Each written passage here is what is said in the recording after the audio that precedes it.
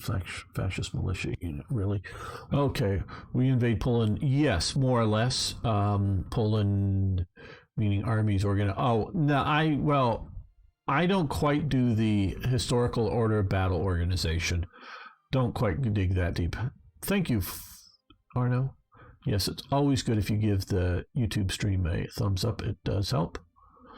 I'm just not that detailed orient of a player to set up the historical order of battles. Let's see, we can attach you to the local Luftwaffe. Yeah, I guess to the local Flieger Corps thingy there. For the moment, get you under that supply wing. No, it's not going to let us upgrade it to anything but another fascist militia unit. Just so that you know, Nazis are not fascists.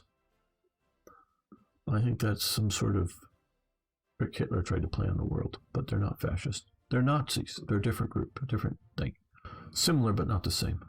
Turkey would have lasted.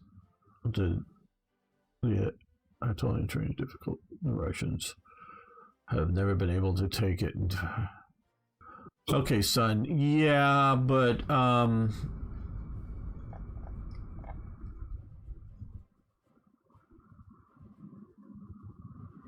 yes, no. I seem to remember a bunch of French and British soldiers fighting in somewhere in the 1850s somewhere. Where was that? Oh, in Crimea. That yeah, and I do know the later Russo-Turkish wars in the late 19th century, early 20th century. Look, Stalin's army was not the Tsarist army. And if you look at,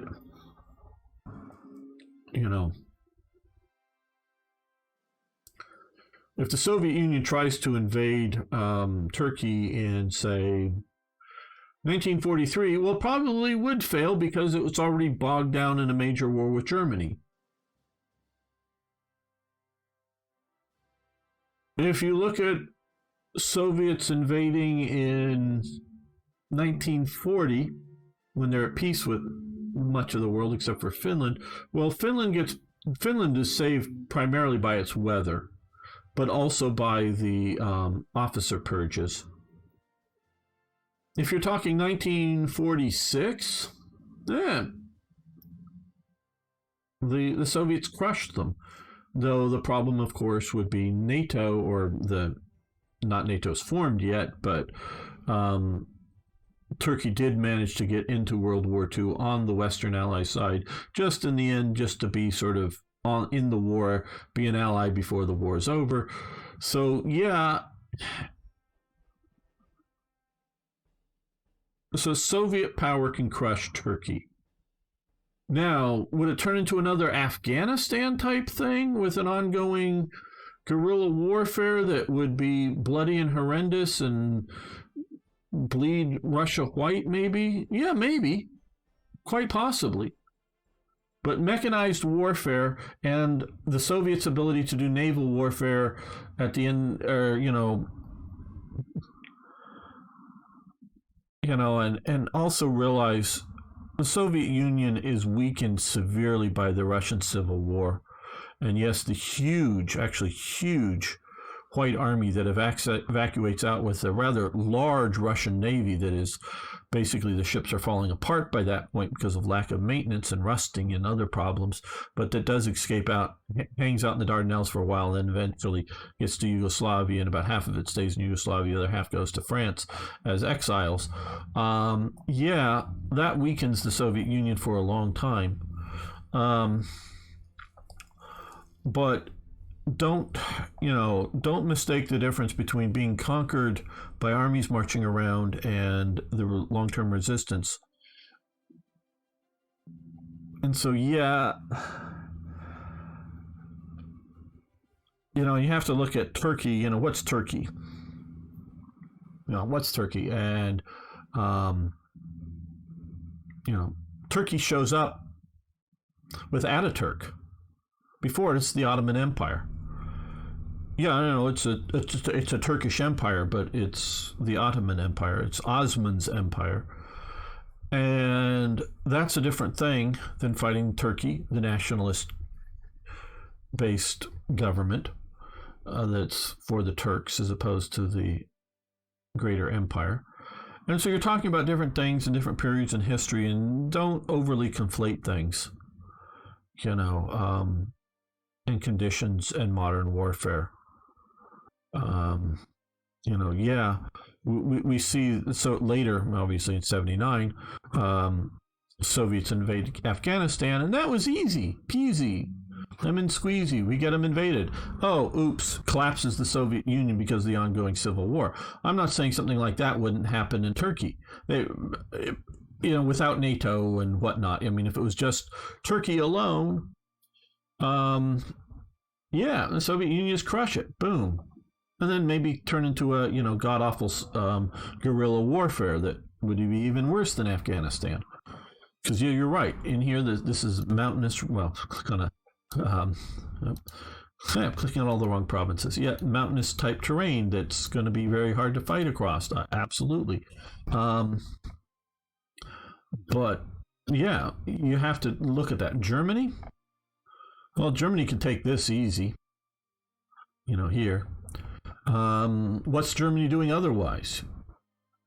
Fighting the Soviet Union? Well, it's going to be damn hard to take Ankara if it's, knee deep in, fighting in Moscow. If it's at peace with the world, if it's defeated the Soviet Union, oh, hell, it'll crush it easy.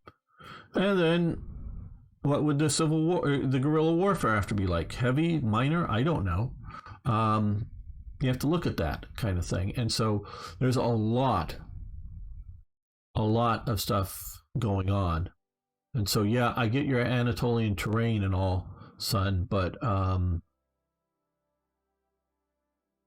there's a lot of factors going into that kind of idea. Okay, historical occupation and invasion plan. Yeah, I don't know of one.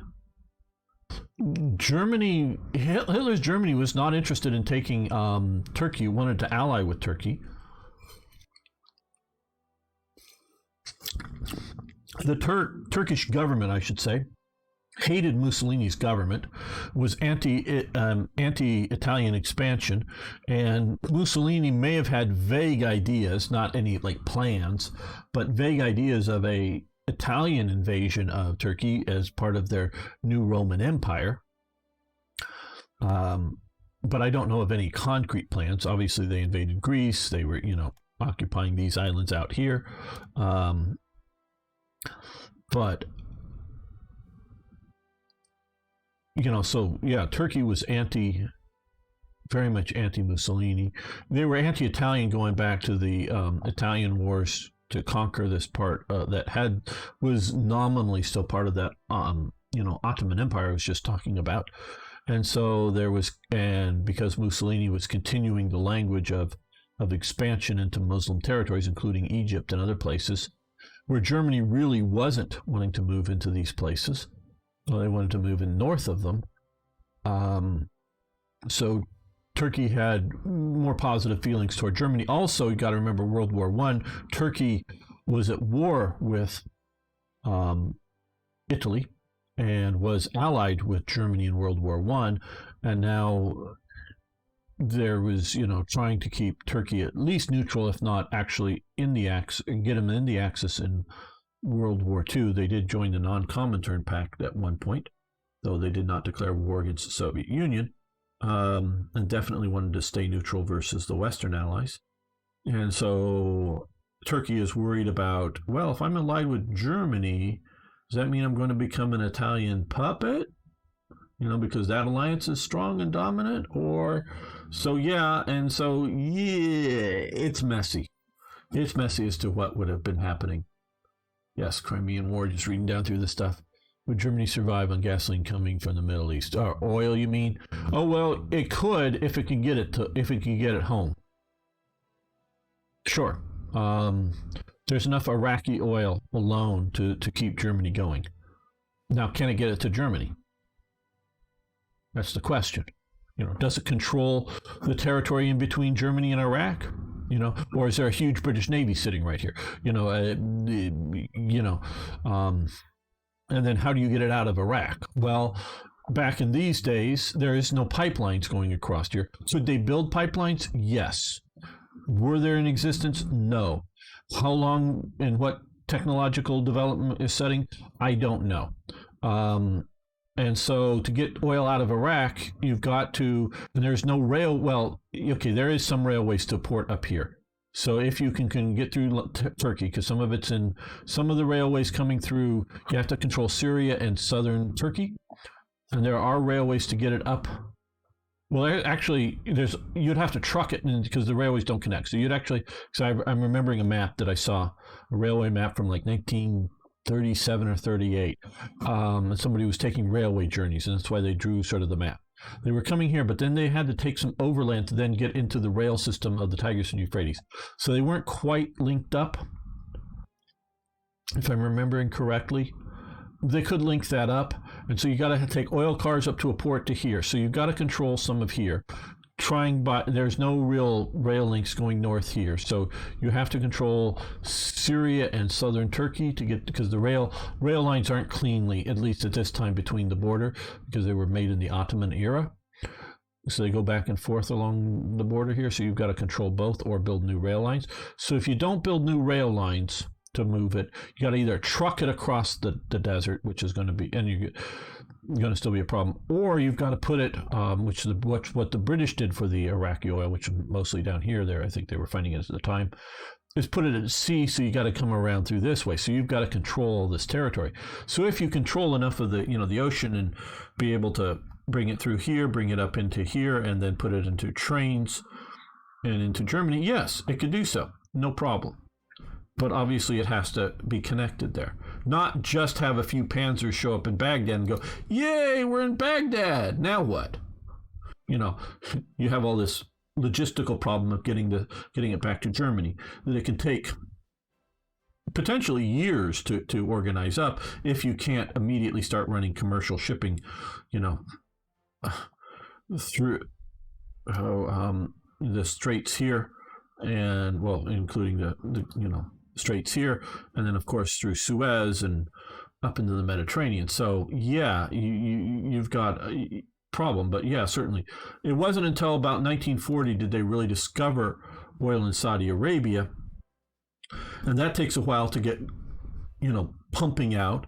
And it wasn't until after the war they discovered plenty of oil to keep all of Germany alive in actually this part of Libya. If they knew about that and was able to set it up, TIK has a nice video on it, how long it would have taken to get going. So even if they found it in like 1939, it probably would have taken till, 42 or more to get the oil pumping up to Germany. So yeah, they'd have to find it in like 1936 or something and start getting it into Germany, start building the infrastructure to get it out of Libya and to somewhere for it to be any good. So yeah, there's plenty of oil, just getting it to Germany.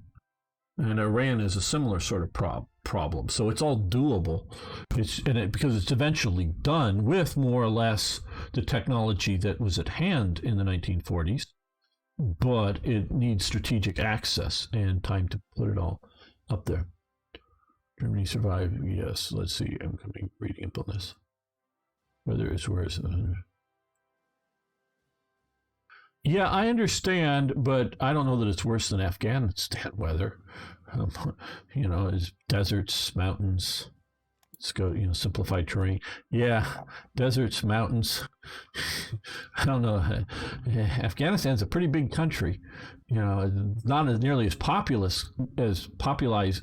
large populace as Turkey, but it's a pretty big country. So yeah. And realize it's not, you don't have to control every little province to control, conquer you conquer the industrial centers, you conquer the major population centers, which include the coastal regions, as far as I know. Especially Ankara back at this time, to my knowledge, was a much smaller city, population-wise, where Constantinople or Istanbul is a much larger population, and a lot of the Turkish population is living along the coast. including the coast along here. Not too much internally. I mean, I'm not saying none, and I'm guessing maybe you have family or something there. I don't know, but I'm not saying none, but it wasn't hugely populous, and okay, it's probably not quite as flat as this sort of plain, but yeah, you come in here, so all you got to do is sort of break the shell. But yeah, a long-term guerrilla warfare could be very, very possible. That's different than coming in and kicking butt and taking over the major cities. You know, Turkey is invaded from the west, not the east. Huh? Turkey is invaded from the west, not from the east.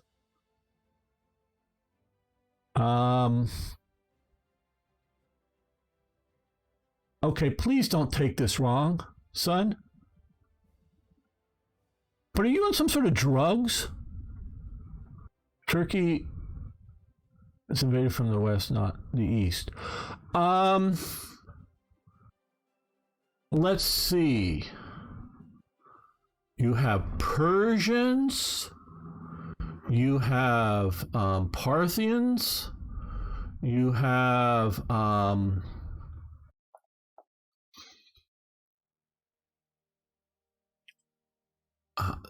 those definitely invaded Turkey from the east. You have Seljuks, I'm probably mispronouncing it, then Osman Turks invading from the east. So yeah, I think it's mostly invaded from the east. That's how they got there. That's how the Turks got there. The Turks aren't native. Turks are from like out here, as far as I understand. Correct me if I'm wrong, but this is, Turkmenistan and whatnot. That's where the Turks are from. They're the ones invading from the east. This was, Byzantium, Western Roman Empire, the Hellenic empires before it, including Alexander's. But before that, the coast is all Greek. The coast has always been all Greek. In here, this is Gallic. Well, none of the Gauls, of course, did come from here and invade down from the west. But this area is Galatians, as in the Galatians of the Bible. Those are Gauls. Gauls are from over here. This was Gallic territory here, and like I said, Greek along the coast. And Armenia and whatnot were over here, and various other sort of tribal groups here. But it was always the Persians, Xerxes and Darius are trying to push in and conquer Greek city-states along the coast, pushing from the east. Yeah.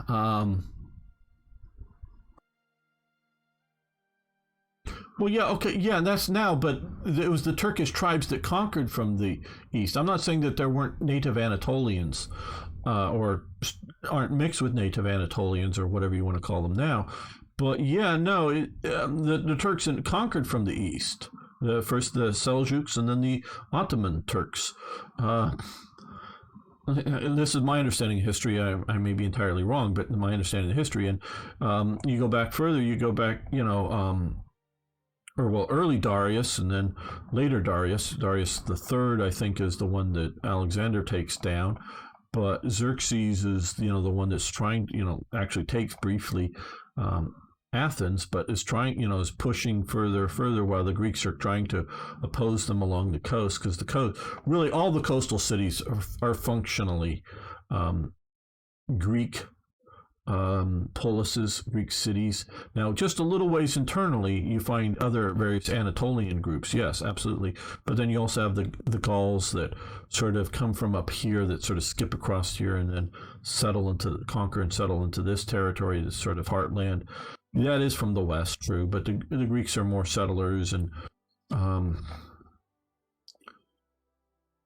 is Troy a Greek city-state? I think so. Even though, it's the various Greek policies that go and attack Troy, the Trojan War. Now, you still have the mysterious sea peoples that collapsed the ancient world. And we don't quite know who the sea peoples were. At least I don't know of any history person that's come with solid evidence of the Sea Peoples. And so, see, I understand history going back quite a ways if you're talking Sea Peoples. So yeah, no, Turkey is mostly conquered from the east, I would say. It's occasionally conquered fully or in part from the west, but mostly conquered from the east. That would be because we can see the whole, the various stages of the Ottoman Turks, and then finally, of course, taking out Constantinople. But yeah, it's mostly an Eastern push game. Rome gets most of it eventually under it directly. There's still like the Armenian kingdoms and several other smaller kingdoms in around this area that are sort of client states. And client states are sort of, they're too much trouble to actually rule kind of situations, and it's better just to have a client king that's fairly loyal than it is to try to direct rule, direct conquer. So yeah, I only see potential war between Turkey and Germany if Africa Corps is coming up Syria, and Iraq and Turkey might feel threatened. They might ally with the USSR or the Allies. Well, okay. The history, as far as I understand it, in World War II,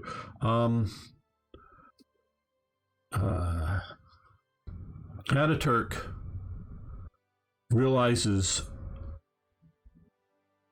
that it was a stupid mistake to get into World War I, and tries to set Turkey on, and that the Ottoman Empire has collapsed, sets up modern day Turkey.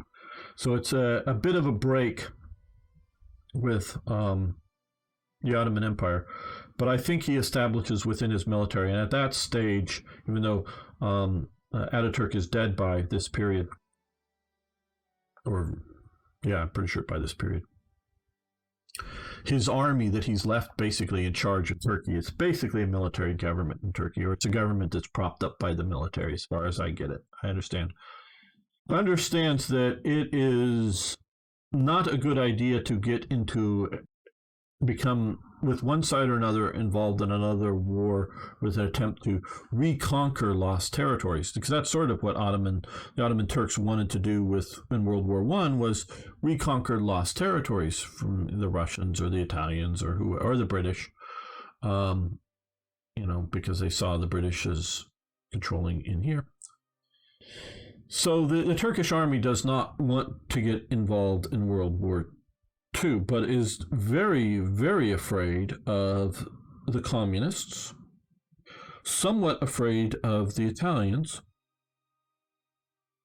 So they do join the non-Comintern Pact, or the anti-Comintern Pact, I should say, and have generally friendly relations with the Germans during World War II. I have a photo, or a series of photos of Turkish officers looking at a Tiger tank. They were invited to look at our new Tiger tank. I don't know why they were showing them to the Turks, letting the Turks climb all over the Tiger tank. Was it like, yeah, we're strong, we have tigers, join our side? Or was it like, hey, you want to buy some tigers? You can't imagine them selling tigers because they needed all their tigers. So I don't know quite why they were showing them off to the Turkish military delegation. Wherever it was, it was somewhere in German-controlled territory. These Turkish officers showed up and climbed all over a Tiger tank. But I don't know the purpose of showing off the Tiger tank to the Turks. Maybe just to try to keep them neutral. So Turkey is a member of the Anti-Comintern Pact. They're very afraid of Soviet attack. They are, once the war really sort of starts going, big, Italy joins, France is defeated, they're still a bit worried about getting in on a side of the war that might end up losing, even if it looks like it's winning today. And there's no point in going to war. And so the army, again, that Ataturk leaves behind realizes, guys, we don't even build our own rifles. And now that the war's broken out in 1939, will the British send us the Vickers machine guns that we've ordered in 7.92? They did, because Britain learned that when the Turks when they didn't deliver the Turkish cruiser or whatever that Britain was building for World War One. Sorry, I forget exactly what it was. That ended up pissing the Turks off enough that they joined the Germans. The British were like, "Yeah, we need these machine guns immediately, desperately to fight off." No, we're sending them to Turkey. We're keeping Turkey neutral. So they sent up. They had pre-ordered before the war a bunch of Vickers machine guns. Turkey had a hodgepodge. So Turkey wasn't building its own machine guns, its own rifles, its own trucks, basically nothing.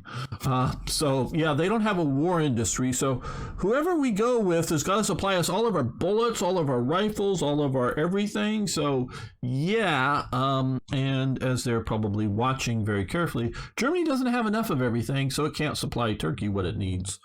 And enough to make it worthwhile. And they're still afraid of the Soviet Union, so they're trying to keep to run neutral, but they're afraid that, if the Soviets, because, the Soviets are pushing into Romania, Finland, and Baltic states, they may decide to push into Turkey. So, we'll sort of be in the anti-Comintern pact, just sort of kind of in case they attack, we can claim to be on their side all on the German side all along, but just carefully neutral until we had to join. And then come around about late 1944, the Turks finally realized that, yes, Germany's actually going to lose this war. And the Soviet Union is going to be super powerful. And by some point in 1945, they declare war on Germany. Because they don't want to have what happened to sort of Manchukuo and Japan, is the Soviet Union deciding, we're in that war too. I mean, they've carefully been neutral the whole time. But we're in that war too, and invade and try to take over. They don't want to, these were fascist allies or whatever, and invade. So they jump onto the Western Allies side to preempt a Soviet post-victory over Germany invasion of Turkey, and very quickly try to, we're one of the allies too, kind of thing. And to help prove that, and this is getting out of World War II, obviously, they send a contingent to fight in the Korean War, which fights very well, I understand. They were very good battalions or whatever, elite sort of Turkish troops, and fight very well in the Korean War. So they very much wanted to prove, no, we were really on your side all along. We just were too afraid because Britain couldn't defend us. And again, we don't make any of our own guns. Nowadays, they do make their own guns. But back then, they didn't. We don't make our own guns, and we can't really fight in a war. So, they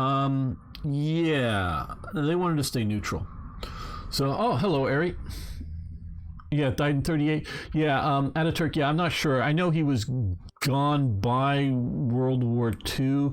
I believe it was sometime in the 1930s. I just don't have a solid date on Ataturk's death. How's Spain doing? The Nationalists have won. Yeah, last second. Yeah, February 1945.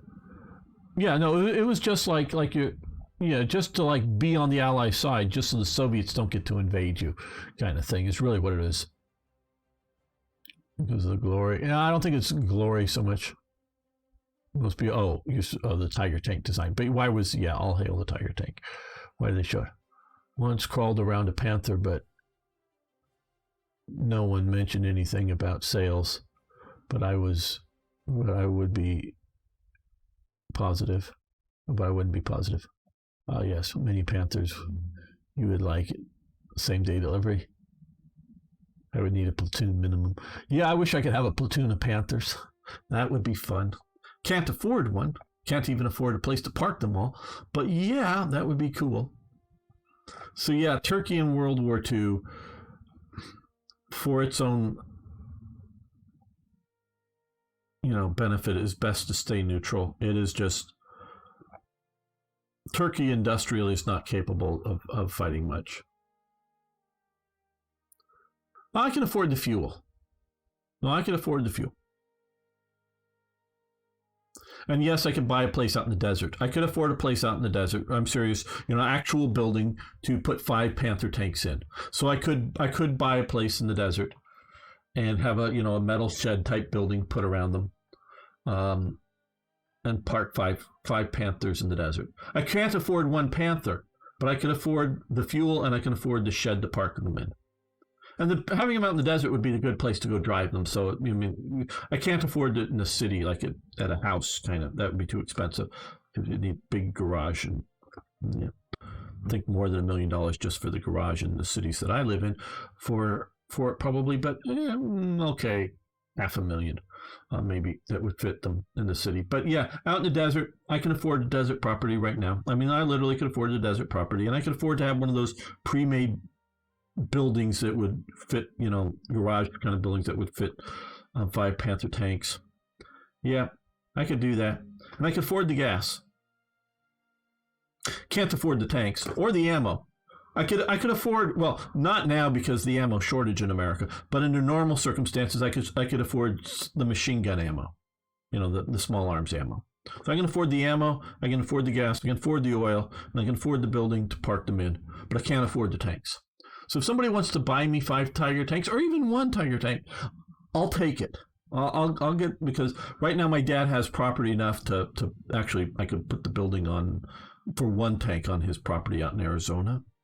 But I could afford to buy property to park, have a building stick up to park 5 Panther tanks. Now I would prefer one of several, one of each of different models instead of 5 Panthers, but yeah, 1 Panther would be cool. So if one of you guys wanted to donate a Panther to me, and it could be either an original Panther from World War II or I don't mean some model replica, but I mean an actual working 100%, modern production replica. I'll take that too if one of you want to donate it.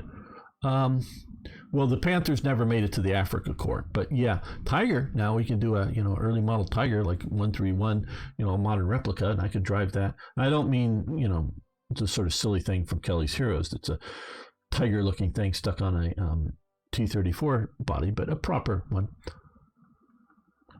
Well, yeah, the 75 millimeter ammunition would be a problem. That's a destructive device. So to have the gun in a functional way, for the machine guns, I don't know if you could build. I don't know if I could build a MG34 that would satisfy the ATF that it's a semi-auto gun. It's an open bolt gun. No, I'm pretty sure it's open bolt. Yeah, no, I think I would have to have a machine gun license for the machine guns. And since I have a machine gun license, might as well have a destructive device, because that's what a 75 millimeter gun is, a destructive device. So if I have a destructive device license, I could do it. Now, just Beam Slam, I used to have from the U.S. government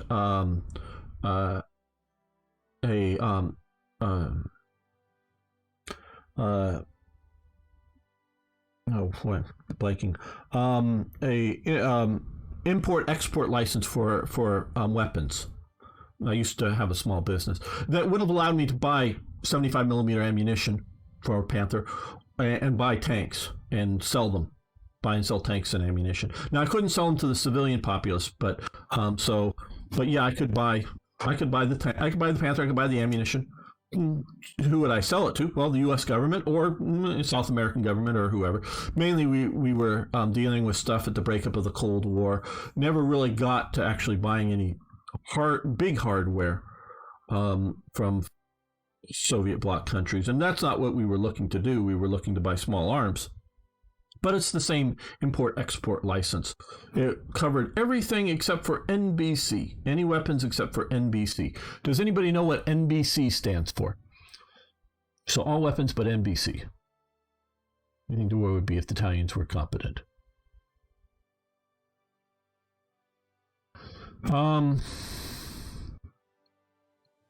Different, but some of the main problems were really with Germany and their lack of emphasis, but yeah. So we're looking for the current Panther price. I sadly can't afford one.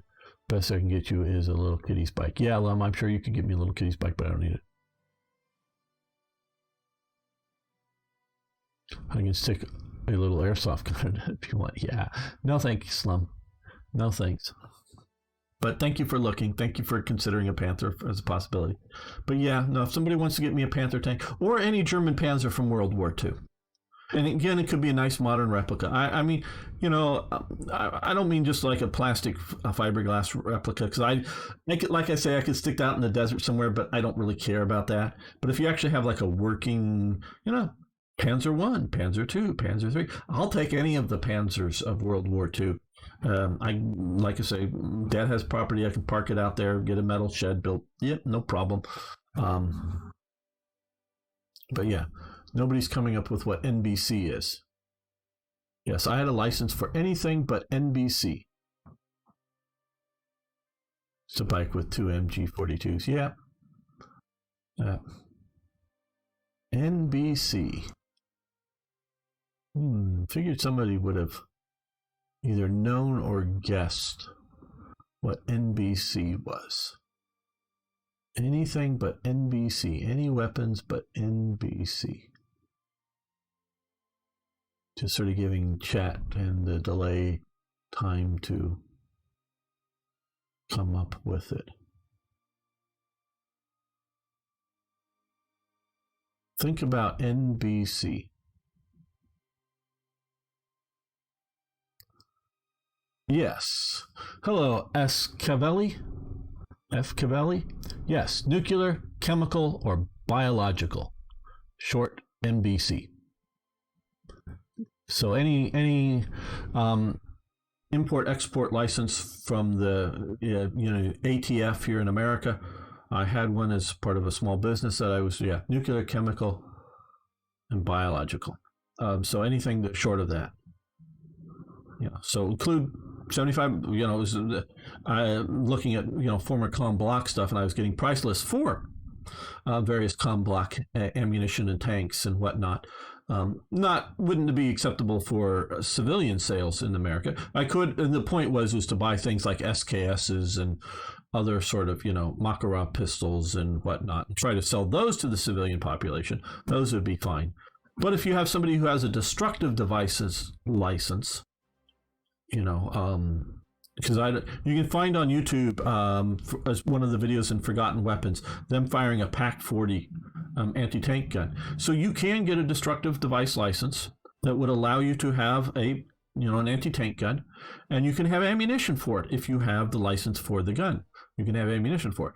But if you don't have license for the gun and you have the ammunition, that'd be illegal. Or if you have the gun, that'd be illegal.